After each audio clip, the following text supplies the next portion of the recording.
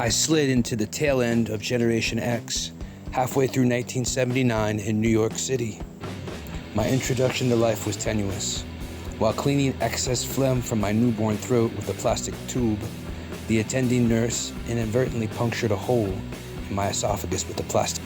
Nonetheless, fate prevailed on my side. By the age of 2, I met the 80s head-on as a child of single-parent life. Capitalism was careening in the wake of its golden age peak during the 1970s.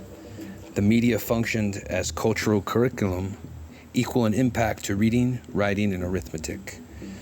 The usual suspects of media, television, radio, and film, were sacramental opiates in the church of society.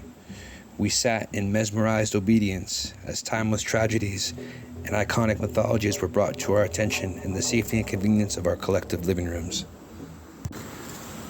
TV for Gen Xers functioned not just as supplemental parent and babysitter, but also an infallible narrator helping you make sense of life. We tuned into events that rocked the world and shaped our time in history, such as the Space Shuttle Challenger disaster, the fall of the Berlin Wall, and the attacks on the World Trade Center on September 11th.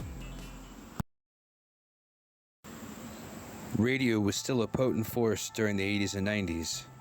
MP3 and file sharing had not yet become the norm. More so than tapes or CDs, the AM/FM dial was my bridge into pop music, with a weekly dose on Sundays with Casey Kasem's Top 40.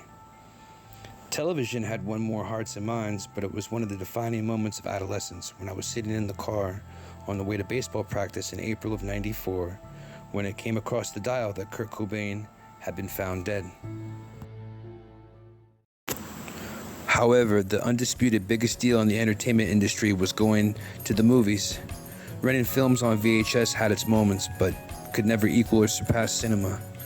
Countless Xers bonded over blockbuster hits on summer break like E.T., Indiana Jones, and Star Wars. My fascination with cult classics like The Goonies teetered on obsession. I waited for several hours as the line to get in to the premiere release at the theater in 1985 meandered down several city blocks. One of the rallying battle cries of any Xer worth knowing is still a time-honored tradition.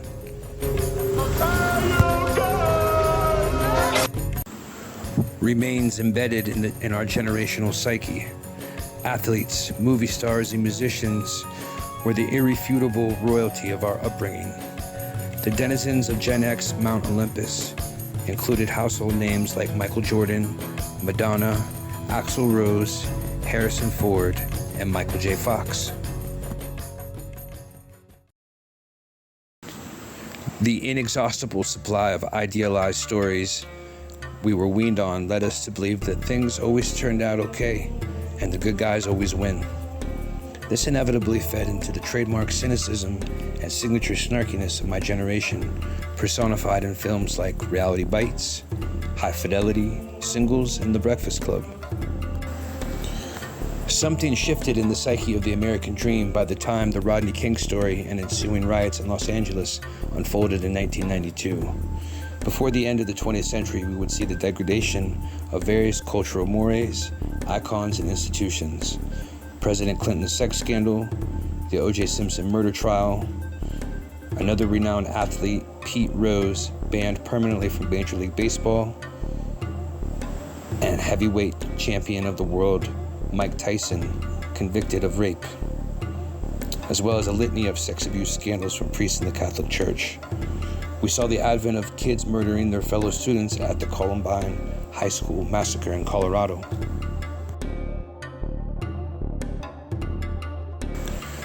Two of the most promising figureheads of urban culture and hip-hop, Tupac Shakur and Biggie Smalls, aka Christopher Wallace, were assassinated as victims of a supposed cultural coastal beef. Society was not aligned with Rodney King's plea. Can we all get along? Can we get along? Between 1990 and 2012, it was reported that the divorce rate for 55 to 64-year-olds more than doubled. For 65 and older, the percentage of divorcees more than tripled. The baby boomers' post-World War II ambition and prosperity left sizable holes in the foundation of the nuclear family. Euphemisms such as latchkey kid and day orphan became part of the cultural vernacular.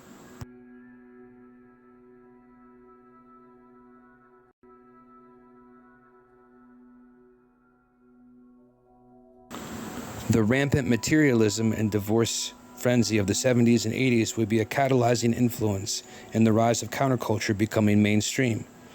The grunge movement, embodied by groups such as Nirvana, Pearl Jam, and Alice in Chains, were on the intersection of those two ideologies that fit seamlessly into my adolescence.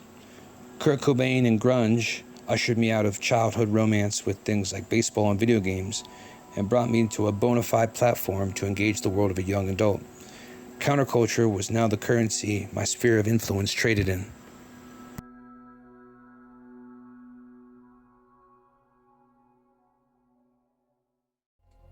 My immersion into push-button media began in the 80s with Nintendo, a behemoth of cultural icons for my generation. To the dismay of our analog baby boomer parents, it made countless faithful followers out of a handful of megabytes brought to life in the form of cult classics such as The Legend of Zelda and Metroid. However, the standardizing of the digital entertainment world did not come without noticeable side effects. By the time we were teenagers in the 90s, it was not uncommon to find juveniles riddled with various forms of attention deficit disorder, anxiety, and insomnia.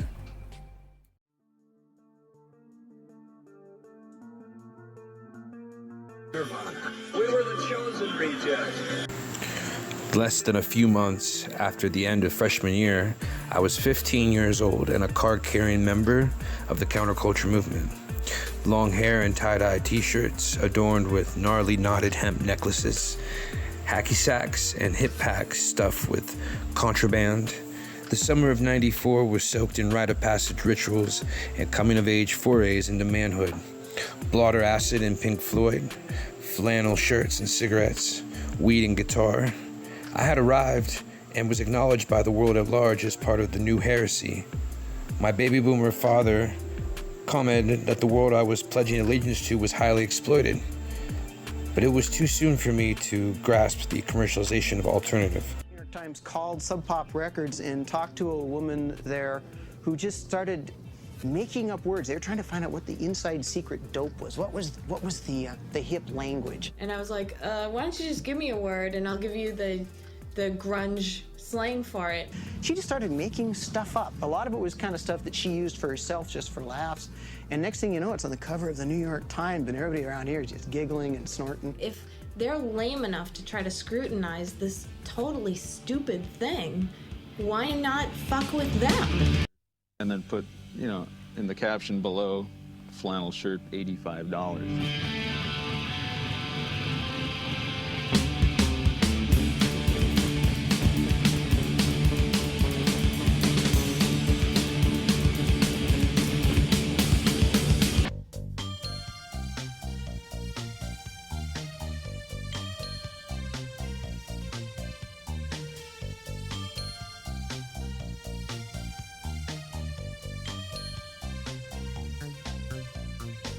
Mannequins in stores with like long johns and shorts for like $300. And it's like we got them fooled. We wear long johns up here because it's fucking cool. I carried an attitude not uncommon to find in my generation, that we were in the know and nobody could tell us no.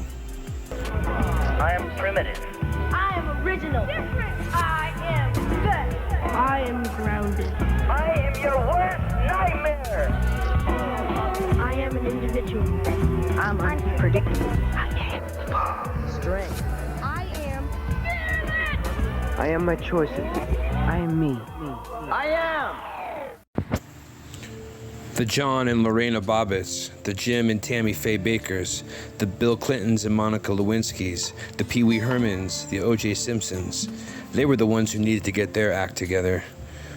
We were more than just a career in training. In our own eyes, we were the stewards of all that was truly authentic and what actually merited your loyalty. My Walkman cassette player carried timeless prayers in the Church of Music, a portable portal to catch the spirit of 4 different decades via Nirvana, The Doors, Alice in Chains, Soundgarden, and the Grateful Dead.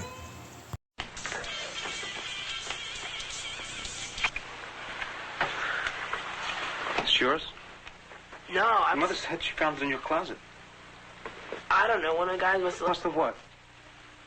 Look, Dad, it's Where not... did you get it? Dad, Answer me. Who taught you how to do this stuff?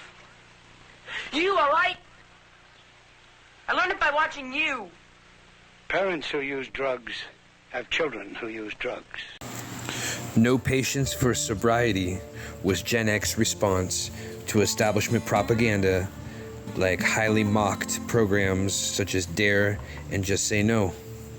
Cigarettes, coffee, weed, LSD, antidepressants, Ritalin, Adderall, cocaine, ecstasy, ketamine, Valium, Xanax, lorazepam, diazepam, psychedelic mushrooms, and more. We did not discriminate between socially approved forms of debauchery and those deemed illicit. A litany of films portrayed the underworld of drug culture that countless Xers have traversed. Kids, The Basketball Diaries, Pulp Fiction, Scarface, Drugstore Cowboy, Trainspotting, and Requiem for a Dream were iconic in their representation of the underground and its penchant for violence and decadent drug use. No work of art could reconcile the fact, however, that we were just as embedded in the consumer lifestyle as the boomer establishment patriarchy. Our alternatives were sold to us, usually at a premium. Our American dream had a more diverse landscape than our predecessors, but other than that, was it business as usual?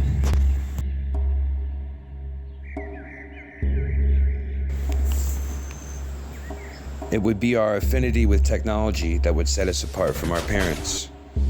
An internet-based world allowed people to surpass stereotypes of race and occupation. Opportunities that may have been limited previously by socioeconomic status were now within reach to anyone with an internet connection. Megastars like Tiger Woods and Eminem represented this new potential of consciousness born of the global village paradigm.